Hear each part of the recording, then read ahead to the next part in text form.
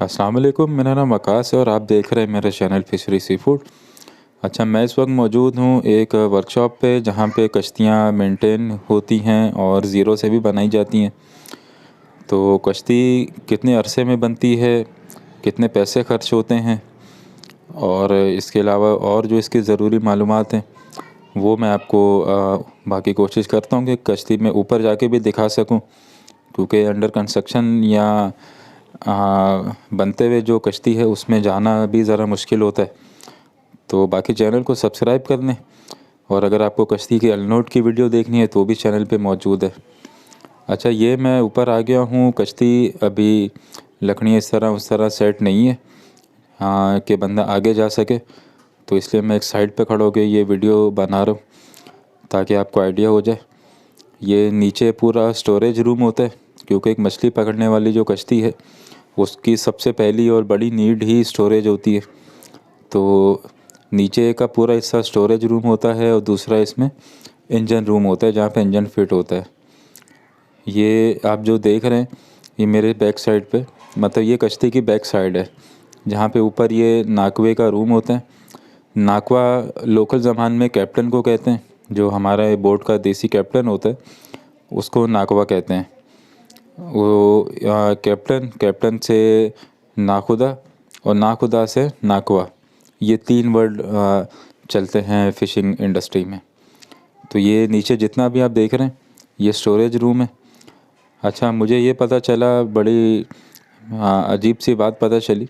Normally मछलियों में बर्फ़ लगा के सेव किया जाता है, लेकिन वर्कर के बकौल इस मछली में एसी लगेंगे। अब एसी से मुराद उसके कोई चिलर या कोई ऐसा ठंडा रखने का निज़ाम होगा कि जो जनरेटर या इंजन के थ्रू चलता रहे, ताकि बर्फ़ का जो एक्सपेंस है वो कम से कम हो जाए। तो ये एक नई चीज़ पहली बार देखने में आई इस बोट में। तो ये बोट तकरीबन 42 फीट लंबी बोट है और 23 से 24 फीट चौड़ी। अच्छा, ये आप जो कमरा देख रहे हैं ये कैप्टन का कमरा होता है, मतलब नाकवे का कमरा होता है। नाकवा बोट जब पानी में होती है तो वही डिसीजन मेकर होता है, उसी ने डिसीजन लेना होता है कि हम किस जगह पे जाएंगे, किस जगह पे जाल मारेंगे और कहाँ पे मछली पकड़ेंगे। तो ये सारा उसका एक अपना एक्सपीरियंस होता है। तो ये जो कमरा है इसके आसपास अभी मज़ीद थोड़ा काम होगा, ग्रिलिंग होगी और एक और इसमें जो मेन काम है वो नक्श निगारी का है, जो कि बड़ी ख़ूबसूरती से यहाँ पे की जाती है। और टोटल काम वो हैंडमेड होता है, मशीन के थ्रू नहीं होता। अच्छा, इस साइज़ की जो बोट है उसको बनने में तकरीबन 1 साल का अरसा लग जाता है। कुछ 10 महीने 12 महीने इतना टाइम लग जाता है। और अगर इसकी लागत की बात की जाए तो इस पे आजकल के लिहाज से जो लकड़ी की कीमत है और बाकी चीज़ों की महंगाई के हवाले से तकरीबन 2.5 करोड़ रुपये तक का ख़र्चा एक बोट पे आ जाता है। तो बहुत सारे लोग मुझसे पूछ रहे थे कि बोट कितने की आती है, तो नई बोट जो है उस पर 2.5 करोड़ रुपये का ख़र्चा आ जाता है। ये हम नीचे देखें, ये पूरा स्टोरेज रूम है, इस पर सैकड़ों टन मछली आसानी से आ सकती है।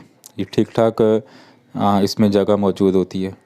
अच्छा, बोट की जो लंबाई है, हाइट जिसको कह लें, हाइट जो है तकरीबन 14 साढ़े 14 फीट है। लेकिन ये ऊपर जाने में जिस तरह ख़तरनाक थी वो मैं ही जानता हूँ।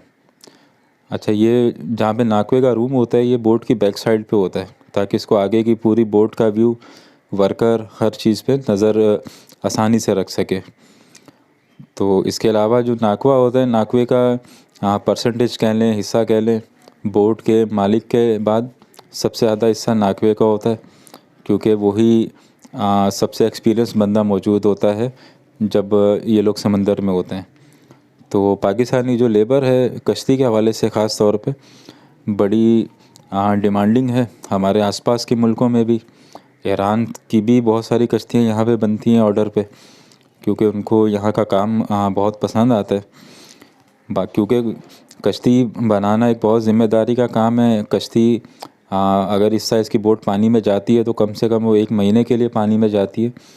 तो कश्ती की जो मज़बूती, बनावट और बाकी चीज़ें हैं वो इस तरह होनी चाहिए कि वो आराम से सर्वाइव कर सके। اچھا، اس کے اوپر جو پینٹ ہوتا ہے وہ بھی نارمل پینٹ نہیں ہوتا، یہ بھی کشتیوں کے لیے یا سالٹ واٹر سمندر کے لیے الگ سے پینٹ آتے ہیں جو جلدی خراب نہ ہو، کیونکہ دنیا میں کوئی بھی چیز ہو سمندر کا پانی یا ہوا سے وہ خراب ہو ہی جاتی ہے۔ اس کی چھوٹی سی مثال ایسے ہے کہ اگر آپ ایک گاڑی کراچی کے کسی نارمل علاقے میں رکھیں 6 مہینے، اور اسی کو 6 مہینے 8 مہینے آپ کسی سمندر کے پاس رکھیں تو اس میں جلدی رسٹ آنا شروع ہو جائے گا۔ تو یہی مثال کشتیوں کی ہوتی ہے، اس کی بھی ہر چیز بڑی دیکھ بھال کے بنانی پڑتی ہے۔ اچھا، فشنگ بوٹ کے علاوہ فشری پہ جو کارگو ویسلز ہیں وہ بھی بنتے ہیں، وہ اس سے بھی کافی بڑے سائز کے ہوتے ہیں، جو کہ پاکستان سے دوسرے ملک یا سامان لے جانے کے کام آتے ہیں۔ امید ہے ویڈیو پسند آئی ہوگی، چینل کو سبسکرائب کر لیں۔ اللہ حافظ۔